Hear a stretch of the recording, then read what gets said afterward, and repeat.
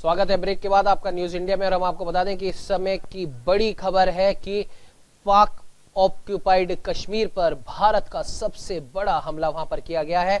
और सबसे बड़ी बात यह है कि इसमें ना तो सिविलियन वहां पे निशाना थे, ना ही सेना के कोई जवान वहां पर निशाना थे, तो सिर्फ और सिर्फ आतंकवादी, वो आतंकवादी जिन्होंने पुलवामा में हमारे देश के 44 जवानों को शहीद किया। उन जवानों की शहादत का आज बदला लिया गया है और ये बदला यहीं नहीं रुकेगा।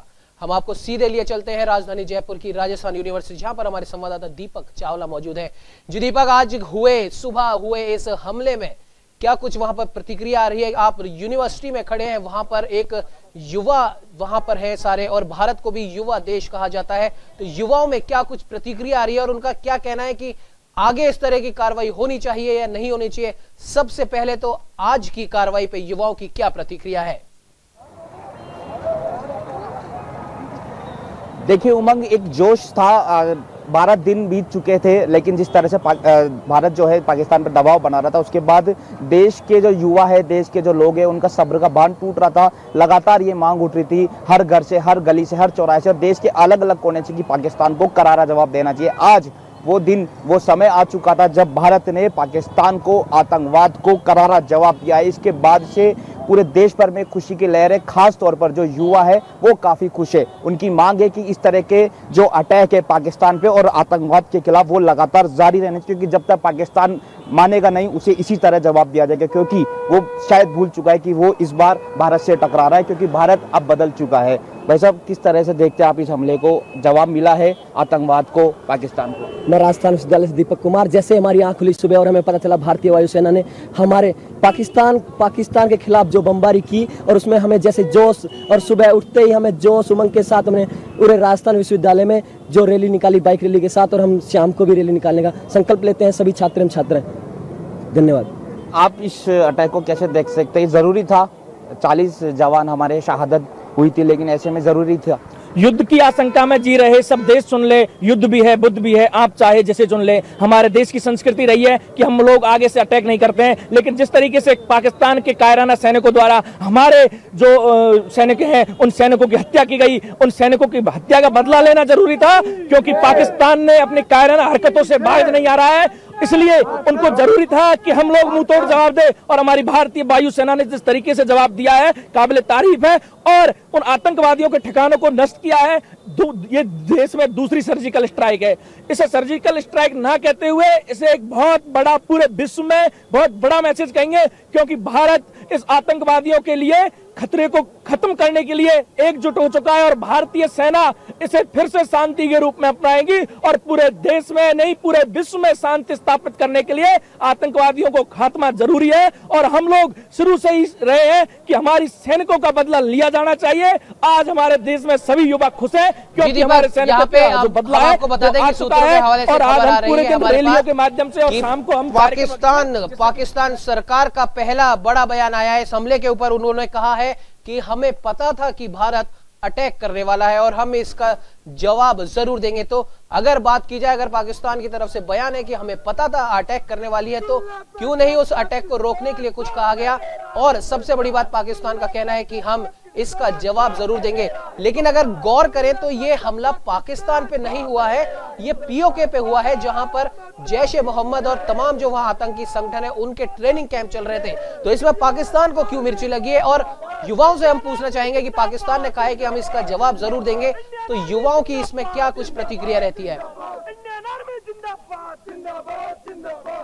देखिए उमंग, काफी जोश है यहाँ पर। मुझे शायद आपका सवाल नहीं सुनाई दिया, लेकिन मैं आपको बता दूं काफी जोश है इन युवाओं में। जैसे ही सुबह की गुड मॉर्निंग होती है, इनको एक मैसेज मिला है कि भारतीय सेना ने करारा हमला उस कायराने पाकिस्तान और उस आतंकवाद को दे दिया है। तो उनमें एक जोश उमंग थे। युवा में खासतौर पर काफी जोश है, क्योंकि युवा लगातार कहते रहते हैं कि भारतीय सेना है और भारतीय सेना के पीछे देश का युवा खड़ा है। जरूरत पड़ने पर देश का युवा भी बॉर्डर के वहां पर जाने को तैयार है। आप इस मैं बता देना चाहता हूं कि जिस प्रकार से हमारी सेना ने एक जवाबी कार्रवाई करते हुए वहां पे बॉर्डर पे जो जवाबी कार्रवाई की है कल रात को, उसके लिए हम लोग खुश हैं। लेकिन अभी तक पूरा जो आतंकवाद का खात्मा है वो पूरा नहीं हुआ है। हमें गर्व है हमारी इंडियन आर्मी में, बीएसएफ पे, हमारी वायुसेना पे, हमारे देश की सेनाओं पे कि हम लोगों को एक सुरक्षा का एक नजरिया देखने को मिलता है उनके वो जगते हैं और हम सोते हैं। तो हमारा देश का प्रत्येक व्यक्ति उम्मीद करता है उनसे कि इस प्रकार से वो लोग काम करें, और हम लोगों को उम्मीद है उनसे कि वो लोग एक जो आतंकवाद है उसको खात्मा करेंगे। और जो सभी देश हैं वो उम्मीद लगाए बैठे हैं भारत पे कि भारत एक बड़ा काम करने जा रहा है, बड़ा एक आतंकवादी के खिलाफ लड़ने जा रहा है, जंग है जो कि हम लोगों को बहुत गर्व की बात है। देश के युवा साथ है भारतीय सेना के साथ, वैसा क्या कुछ? जरूर जरूर, हाँ, भारत के साथ देश के युवा बिल्कुल साथ है। पाकिस्तानी हम तुम्हें एक ही बात कहना चाहेंगे, हमारा हिंदुस्तान जिंदाबाद था, जिंदाबाद है और जिंदाबाद ही रहेगा।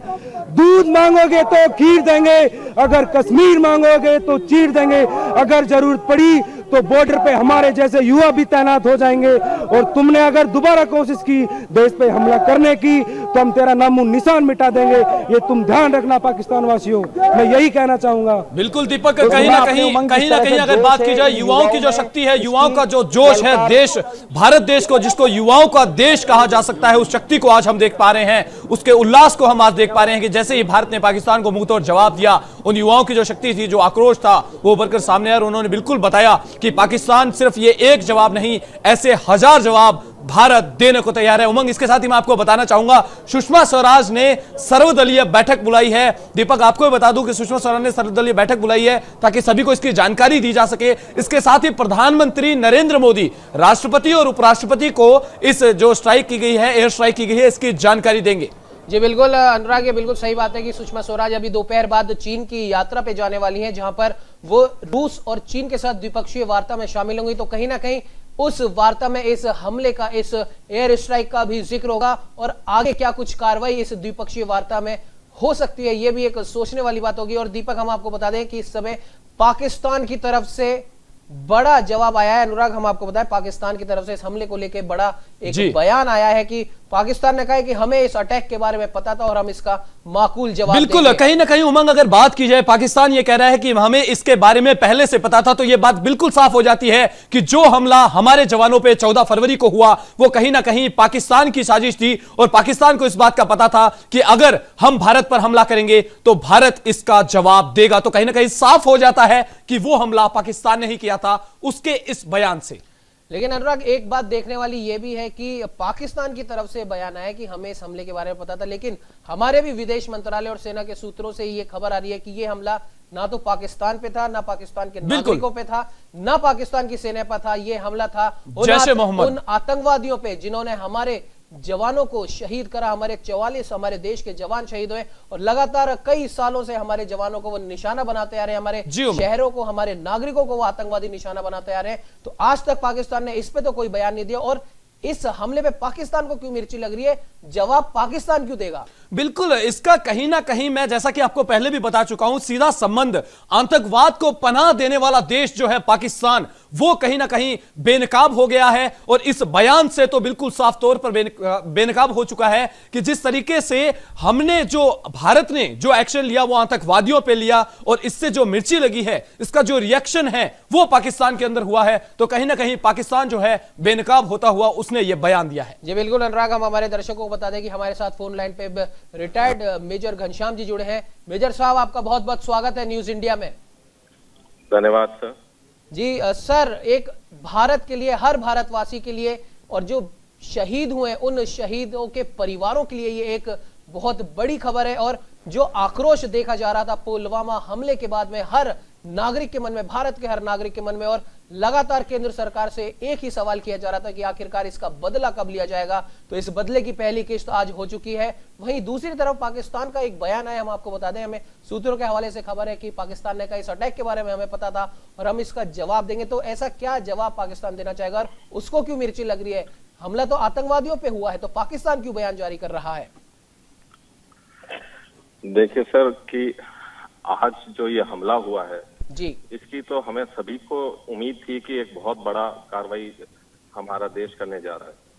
कल जब नेशनल वॉर मेमोरियल का उद्घाटन हुआ था तो मोदी जी ने एक बहुत बड़ी बात कही कि नरेंद्र मोदी रहे ना रहे, ये देश रहना चाहिए, ये देश रहना चाहिए। तो उससे वहां पर जितने भी सैनिक बैठे थे नेशनल स्टेडियम में, उन्हें एक ये लग गया था कि अब कोई बहुत बड़ी चीज होने जा रही है। पर हमें ये नहीं पता था कि 12 घंटे से भी कम समय में एक बहुत बड़ी कार्रवाई का अंजाम हमारा देश देने जा रहा है। ये कार्रवाई हमारे ख्याल से आज से बहुत साल पहले हो जानी चाहिए थी, क्योंकि जो पाक ऑक्यूपाइड कश्मीर है वहां पर आतंकवादियों का एक डेरा लग गया है। वहां उन्होंने इतनी कैंप्स लगा दी हैं, अलग अलग बनाई, जैश ए मोहब्बत हो या कोई दूसरा आतंकवादी गुट हो, तो वहां पर उनको पनाह देके इस देश ने, पाकिस्तान ने अपने लिए ही परेशानियों का एक बहुत बड़ा पुलिंदा तैयार कर लिया था। अब इस कार्रवाई के बाद में अगर वो कोई भी बयान देता है तो वो उसकी इच्छा है। हमारा देश ने तो हमने तो कमर कस ली है, और आज देश का हर नागरिक वो इस आगे की उनकी कोई भी वापस कार्रवाई है उसके लिए वो तैयार है।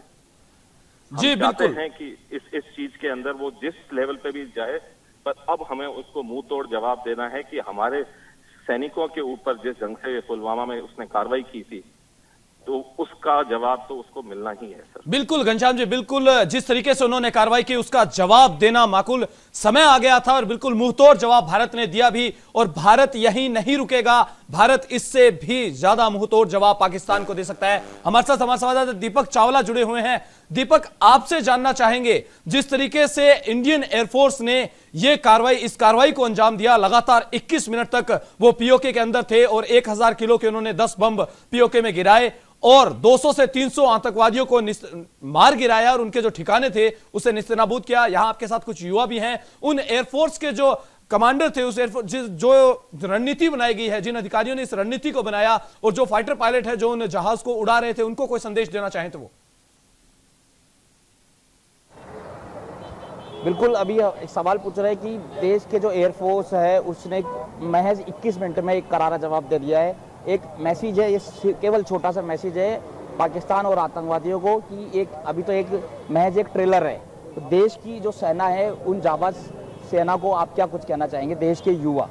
देखिए, सबसे पहले तो आपके चैनल के माध्यम से मैं जो एयर सेना है उसको बहुत बहुत धन्यवाद और बहुत बहुत बधाई देना चाहता हूं, और जो पूरा युवा वर्ग है पूरे देश का, वो आज गौरवान्वित है, क्योंकि जिस प्रकार से पाकिस्तान हमेशा नापाक हरकतें, डरपोक की तरह पीछे से कायराना हमले करता है, उससे केवल मात्र हमारे जो सैनिक है उनके ऊपर कायराना हमले कर कर उनको मारता है। तो आज जो हमारी सेना है उन्होंने मुंह तोड़ जवाब दिया है, और 40 के बदले उन्होंने 400 सिर यहाँ लाए हैं वो। तो मैं सबसे पहले तो हमारी एयर सेना को बहुत बहुत धन्यवाद एवं बधाई देना चाहता हूँ, क्योंकि हमारा जो देश है वह बहुत शक्तिशाली देश है। पाकिस्तान को यह समझना चाहिए, क्योंकि पाकिस्तान एक छोटा सा देश है, वो आतंकवादियों को एक पनाह दे रहा है। जैसे कई जैश मोहम्मद, कई प्रकार के वहां पर एक आतंकवादी संगठन चला रहे हैं।